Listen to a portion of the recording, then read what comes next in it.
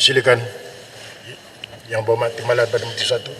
Untuk Yang Kedua, Assalamualaikum warahmatullahi wabarakatuh. Saya ingin menarik perhatian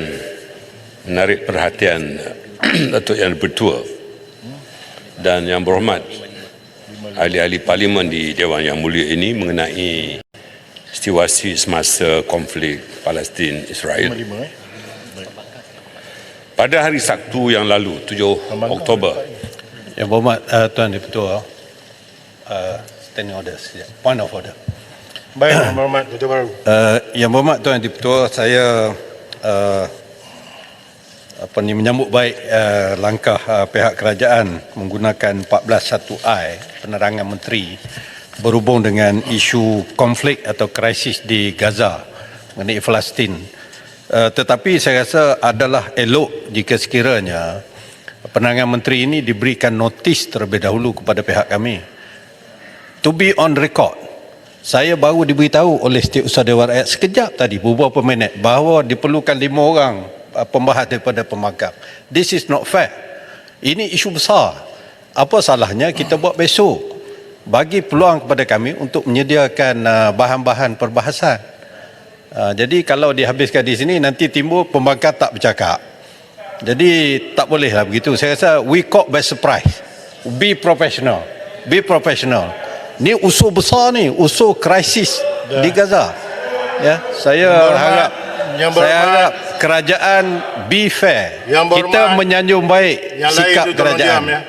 Ya, tapi saya mohonlah supaya kalau boleh Yang Berhormat Perdana Menteri ataupun pihak kerajaan memberikan secukupnya notis kepada kita, sebab bila pemberitahuan atau penerangan ini diberikan kemudian dihabiskan pada hari ini juga, besok dah tak boleh bercakap dah. Bagi Wars do not wait for preparation, Yang Berhormat. Yang Berhormat duduk. Okey, sudah. Saya ambil maklum apa peraturan yang telah dibangkitkan tadi.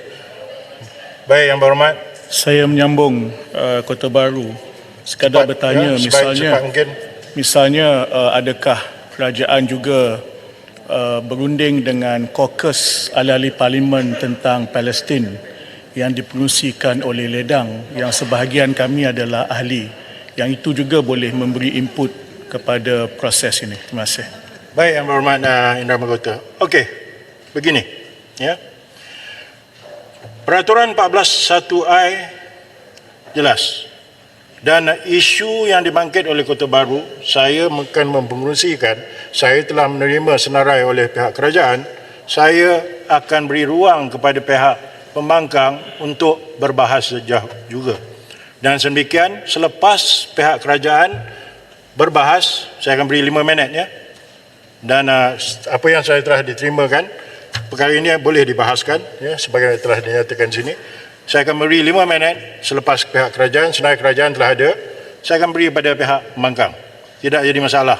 Dan ini saya, Yang Berhormat Kota Baru, I invoke. I invoke. It's okay. I'm not disturbing. Perkara 43, peraturan 43, saya nak nyata on record juga. Sebagaimana Yang Berhormat nyatakan on record, I want it to be on record supaya seimbang. Ya. Saya mengkuasakan peraturan 43, 99 dan 100 dan 100. So tidak jadi masalah, ya, perkara ini. Boleh saya nak dapat pencerahan daripada Yang Berhormat Speaker. Penerangan menteri oleh Yang Amat Berhormat Perdana Menteri hari ini berkaitan dengan isu Palestin tidak tersenarai di dalam aturan urusan mesyuarat hari ini. Adakah boleh dibentangkan? To be on the, saya agree 14(1)I itu boleh dimasukkan dalam AUM, tapi hari ini tidak ada. So we are caught by surprise dengan izin. Tak boleh macam tu. Yang Berhormat Kota Baru, perkara ini jelas, if you read dengan izin perkara 14(1), dan aturan majlis telah ditetapkan oleh pihak pengurusi penentu majlis, ya. Yang Berhormat pun tahu siapa speaker dan juga pengurusi majlis, dan tidak jadi isu bagi, tidak melanggar pun apa-apa peraturan. Jadi kita teruskan dengan urusan majlis. Silakan Yang Berhormat Timbalan Perdana Menteri. Terima kasih Yang Dipertua. Kita sebagai ahli-ahli parlimen di Dewan Yang Mulia ini sangat prihatin mengenai situasi semasa konflik Palestin-Israel ini, dan kita tidak boleh tunggu besok kerana ini suatu perkara yang sangat-sangat penting. Yang ini betul, pada hari Sabtu yang lalu, 7 Oktober, dunia dikejutkan dengan berita yang amat menyedihkan dari bumi Palestin. Pertempuran terbaharu di Palestin dengan skala yang amat besar tidak pernah difikirkan, tetapi telah meletus. Sejak sekian lama telah menjadi resmi di halua telinga kita, pertempuran sering berlaku antara Palestin dan rejim Zionis, khususnya di Palestin, akibat tindakan provokasi dan penindasan berterusan oleh penjajah Israel yang kekal dengan dasar kuku besi dan apartheid yang mencengkam penduduk Palestin. Ribuan saudara mara kita di Palestin telah gugur syahid, cedera, dan ramai yang meringkuk di dalam penjara tanpa perbicaraan yang adil. Ibu bapa kehilangan anak, isteri diputuskan kasih sayang, suami dan anak-anak kecil hilang tempat bergantung. Sebagai negara yang bertunjang kepada prinsip-prinsip kemanusiaan dan keihsanan, sudah pasti Malaysia tidak menyokong apa juga gerakan atau tindakan yang kesannya akan menyebabkan kehilangan nyawa, khususnya orang awam yang tidak bersalah. Insiden terbaharu di Palestin amat dahsyat dan mengakibatkan kehilangan nyawa yang besar di kedua-dua pihak, selain ribuan yang tercedera dan kerosakan harta benda yang teruk. Adakah ini yang dunia hendak atau nanti-nantikan? Sebelum kita menuding jari kenapa pihak Palestin mengambil tindakan nekat Sabtu lalu, selamilah dahulu mengapa tindakan besar ini diambil. Yang dipertua, konflik di Palestin telah berlarutan sejak 75 tahun yang lalu. Selama ini rakyat Palestin telah menjadi mangsa kepada pendudukan haram Israel, penderitaan dan penindasan setiap hari oleh polisi kuku besi rejim Zionis. Tanah air sendiri dirampas tanpa belas ihsan, dan pencerobohan yang berterusan ke atas Masjid Al-Aqsa. Jutaan warga Palestin telah diusir, tidak dapat kembali ke tanah air mereka sendiri dan perlu menumpang di negara-negara lain.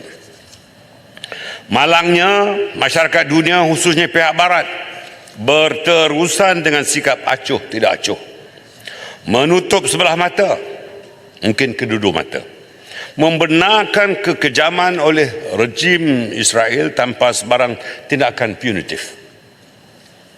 Tindakan berat sebelah ini terus menimbulkan persoalan berhubung ketidakadilan di dalam penguasaan prinsip dan undang-undang antarabangsa. Kenapa ada dua pendekatan yang berbeza? Krisis Ukraine misalnya, pihak barat dengan secepat kilat memberi sokongan kepada Kiev. Malangnya, apabila melibatkan Palestin, ia tidak langsung diindahkan. Hatta mana-mana masyarakat yang sekian lama hidup dalam penindasan, kesengsaraan, kezaliman tanpa pembelaan, sudah pasti ada tahap kesabarannya. Inilah yang terjadi di bumi Palestin selama ini. Tindakan provokasi dan penindasan ini semakin meruncing sejak rejim Israel didukung oleh parti berhaluan radikal menguasai Tel Aviv. Antaranya tindakan provokasi melampau seperti pencerobohan di dalam Masjid Al-Aqsa dan kawasan sekitarnya semasa pengunjung beragama Islam maupun Kristian sedang mengerjakan ibadah masing-masing. Sikap Israel ini jelas membuktikan bahawa mereka bertindak menyerang sesuka hati tanpa mengira kesucian agama lain. Rentetan daripada kemarahan yang tidak dapat dibendung sudah pasti menjadi lumrah manusia dan telah dibuktikan dalam sejarah peradaban dunia. Golongan yang teraniaya ini pasti akan bangkit mempertahankan hak mereka yang telah dicorak-carikan. Yang kedua, pendirian dan dasar luar negara oleh kerajaan Malaysia. Dalam konflik Palestin-Israel ini adalah jelas dan tidak pernah berubah. Perjuangan membebaskan tanah dan hak Palestin akan tetap menjadi salah satu tunjang keutamaan dasar luar kerajaan Malaysia. Malaysia kekal berpendirian bahawa rakyat Palestin perlu dikembalikan hak mutlak bebas daripada pendudukan haram Israel, hak dikembalikan tanah yang telah dirampas oleh Israel dan hak membentuk sebuah negara Palestin yang merdeka dan berdaulat dengan Baitul Maqdis Timur sebagai ibu negara mesti terus diperjuangkan oleh negara dan rakyat Malaysia. Pendirian lantang dan tegas Malaysia telah kerap kali dinyatakan secara jelas dan terang di setiap lapangan. Keadaan dan masa telah memperlihatkan perkara ini. Ini termasuk pendirian kita. Siapa pun yang menjadi Perdana Menteri Malaysia, sama ada dulu di sebelah sana atau di sebelah sini, kita tetap berpendirian jelas. Sama ada di Pertubuhan Kerjasama Islam OIC, Majlis Hak Asasi Manusia Pertubuhan Bangsa-Bangsa Bersatu UNSCR, Pergerakan Negara-Negara Berkecuali atau NAM, dan Pertubuhan Bangsa-Bangsa Bersatu. Malaysia tetap tegas memperjuangkan nasib rakyat dan negara Palestin. Yang Amat Berhormat Perdana Menteri sendiri dalam ucapannya di Perhimpunan Agung Pertubuhan Bangsa-Bangsa Bersatu di New York pada 22 September yang lalu telah dengan tegas menekankan pendirian Malaysia mengenai isu Palestin. Ketegasan Malaysia juga jelas dapat dilihat berdasarkan kenyataan keras yang seringkali dikeluarkan negara dalam mengecam dan membantah segala bentuk provokasi dan tindakan keganasan rejim Israel. Ini termasuk menggesa masyarakat antarabangsa, khususnya Majlis Keselamatan Bangsa-Bangsa Bersatu atau UNSC, untuk terus menekan rejim Israel agar menghentikan dasar apartheid dan tindakan tidak berperi kemanusiaan terhadap rakyat Palestin. Malaysia malah turut menyertai beberapa negara lain dalam mengemukakan kenyataan bertulis kepada Mahkamah Keadilan Antarabangsa atau ICJ pada 25 Julai tahun ini mengenai pendudukan, penempatan haram dan pengilhakan atau pengambil alihan wilayah tanpa kebenaran yang berpanjangan ke atas wilayah Palestin sejak 1967. Malaysia terbuka dan akan terus menyokong segala usaha konkret dan realistik untuk mencari jalan penyelesaian yang adil dan berkekalan terhadap konflik Palestin-Israel ini. Penyelesaian ini hendaklah berdasarkan peruntukan undang-undang, khususnya undang-undang antarabangsa dan resolusi Majlis Keselamatan PBB, serta memenuhi teras-teras yang telah saya kemukakan tadi.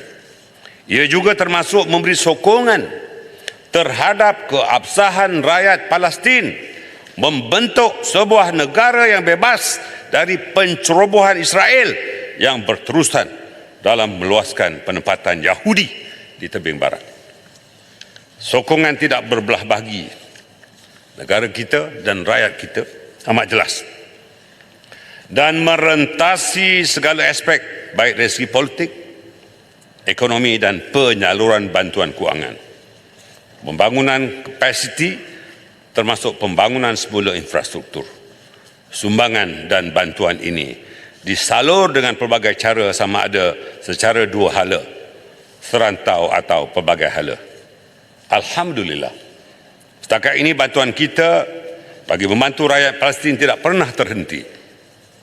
Selain daripada bantuan kerajaan, kita juga turut membantu menyalurkan sumbangan kemanusiaan daripada dana yang dikumpul dari sumbangan awam.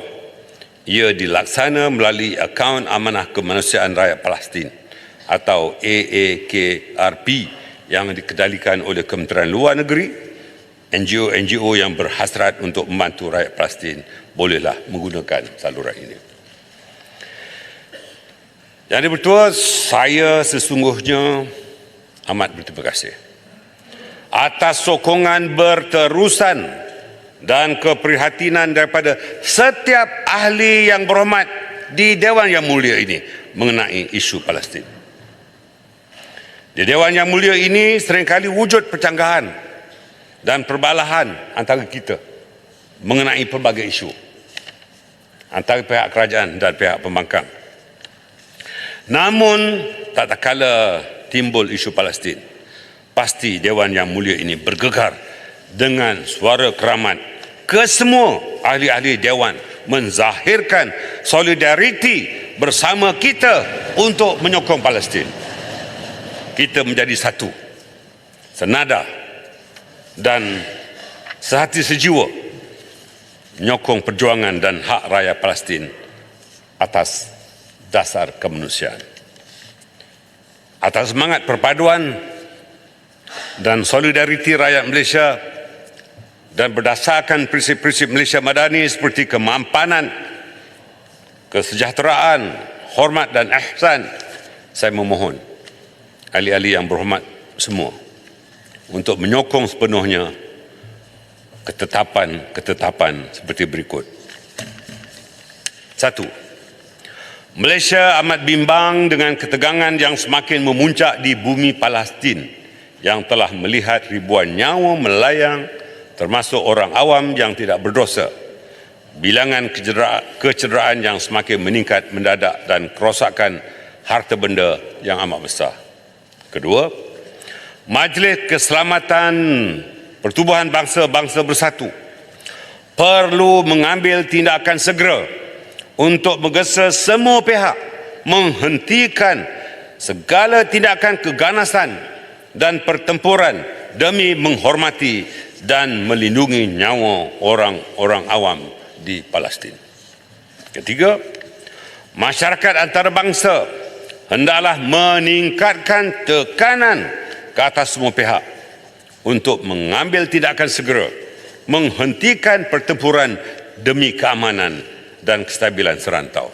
Dan keempat, rakyat Palestin perlu dikembalikan hak mutlak bebas daripada pendudukan haram Israel. Hak dikembalikan tanah yang telah dirampas oleh Israel dan hak membentuk sebuah negara Palestin yang merdeka dan berdaulat dan dengan Baitul Maqdis Timur sebagai ibu negara. Yang dipertua, Malaysia berpendirian teguh bahawa setiap konflik boleh diselesaikan di atas meja rundingan. Malaysia percaya bahawa satu hari nanti dengan izin Allah Subhanahu Wa Taala, insya-Allah Palestin akan dibebaskan dari cengkaman rejim Zionis dan akan mendapat semula hak-hak mereka yang diperjuangkan selama ini. Semoga konflik yang berlaku akan dimuktamadkan dan seluruh dunia perlu memainkan peranan dan tanggungjawab secara kolektif tanpa mengira apa-apa kepentingan tertentu. Assalamualaikum warahmatullahi wabarakatuh.